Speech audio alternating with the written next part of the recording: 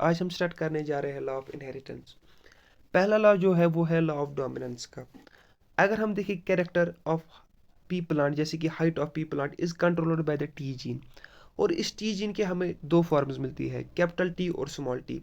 ये capital T और small T बनते हैं दो एलील्स टी जीन के। जब दो एलील्स का नेचर सेम हो, कैपिटल कैपिटल या स्मॉल स्मॉल, तो उस कंडीशन को हम कहते हैं होमोजाइगस कंडीशन। और जब दो एलील्स का नेचर डिफरेंट हो, एक का कैपिटल और एक का स्मॉल, उस कंडीशन को हम कहते हैं हेटेरोजाइगस कंडीशन। खाली एक एलील एक्सप्रेस होती है हेटेरोजाइगस कंडीशन में। जो एलील एक्सप्रेस रहती है हेटेरोजाइगस कंडीशन में, उस एलील को हम कहते हैं डोमिनेंट एलील, और जो एलील अनएक्सप्रेस रहती है हेटेरोजाइगस कंडीशन में, उसको हम कहते हैं रिसेसिव एलील। इसकी हमारे पास तीन एक्सेप्शंस आती है: इनकम्प्लीट डोमिनेंस, को dominance and multiple एलीलिज्म। Incomplete dominance ये कंसेप्ट दिया था कोरन्स ने। ये वो वाली कंडीशन है जब दो एलील्स में से कोई एलील एक्सप्रेस नहीं होती है। यहाँ पे एक इंटरमीडिएट फिनोटाइप बन जाता है। एग्जाम्पल की बात करें तो फ्लावर कलर इन 4 ओक्लॉक प्लांट, जिसको हम मिराबलस भी कहते हैं। यहाँ पे हमें दो केसेस मिलते हैं, रेड फ्लावर्ड प्लांट्स और वाइट फ्लावर्ड प्लांट्स।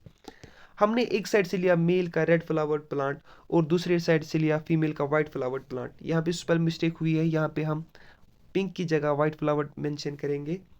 जब हमने इन दोनों के गैमेट्स लिए तो उनको क्रॉस करके हमें F1 जनरेशन जो मिली वो मिली पिंक फ्लावर्स की, ना वो मिली रेड ना वो मिली वाइट, वो हमें मिली पिंक फ्लावर्स की। तो हम इस कंडीशन को कहते हैं इनकम्प्लीट डोमिनेंस। इन की जब F1 जनरेशन की जब हमने सेल्फिंग की, एक साइड से लिया मेल का कैपिटल आर स्मॉल आर और दूसरे साइड से लिया फीमेल का कैपिटल आर स्मॉल आर, तो हमें यहाँ पे मिला phenotypic ratio red plant 1, pink plants 2 और वाइट फ्लावर्ड प्लांट्स 1। तो फिनोटाइपिक रेशो यहाँ पे हमें ओवरऑल मिला 1:2:1। जीनोटाइपिक रेशो जो है वो भी हमें यहाँ पे मिला 1:2:1। तो कहने का मतलब क्या है, फिनोटाइपिक रेशो और जीनोटाइपिक रेशो जो है वो इनकम्प्लीट डोमिनेंस में सेम रहता है। एक और एग्जांपल की बात करें तो फ्लावर कलर इन स्नैपड्रैगन, जिसको हम कहते हैं डॉग फ्लावर भी, जिसका साइंटिफिक नेम है एंथीरियम मैजिस।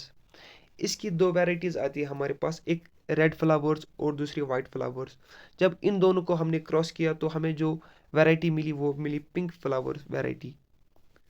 इसके बाद एक और एग्जांपल है हमारे पास feather coat colour in Andalusian fowl. Andalusian fowl एक चिकन वैरायटी है, जिसमें एक वैरायटी आती है ब्लैक फेदर्ड चिकन की और दूसरी वैरायटी आती है वाइट फेदर्ड चिकन की। इन दोनों को जब हमने क्रॉस किया तो हमें मिलता है ब्लू फेदर्ड चिकन।